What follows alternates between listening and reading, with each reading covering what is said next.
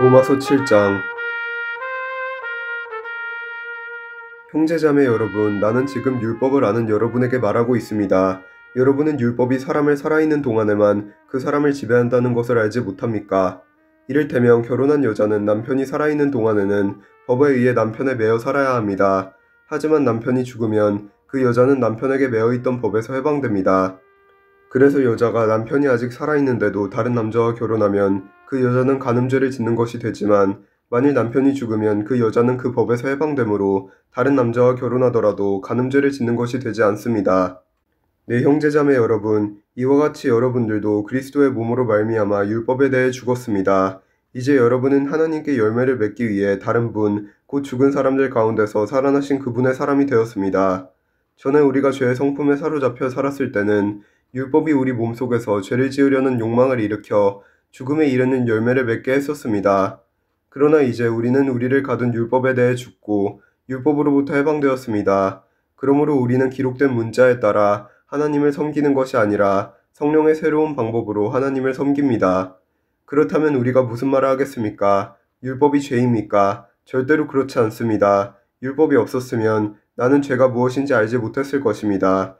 율법이 탐내지 마라 하고 말하지 않았다면 나는 탐내는 것이 무엇인지 알지 못했을 것입니다. 그러나 죄는 이 계명을 이용하여 기회를 엿보아 내 속에서 온갖 탐심을 일으켰습니다.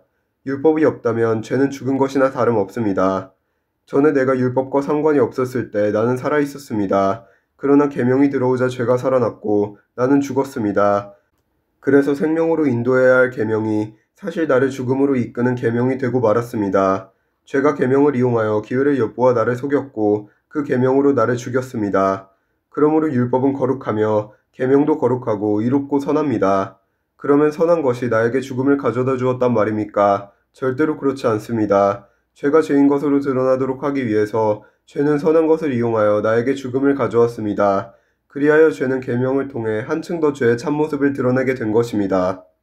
우리는 율법이 영적인 것이라는 사실을 압니다. 그러나 나는 영적이지 못하며 죄의 노예로 팔린 몸입니다. 나는 내가 하는 일을 이해를 못하겠습니다. 내가 하고 싶어하는 일은 하지 않고 미워하는 일을 행하고 있으니 말입니다. 내가 그런 일을 하면서도 그 일을 원하지 않는 것은 율법이 선하다는 것을 인정하는 셈입니다. 그런데 이제는 원하지 않는 일을 하는 존재는 내가 아니라 내 안에 살고 있는 죄입니다.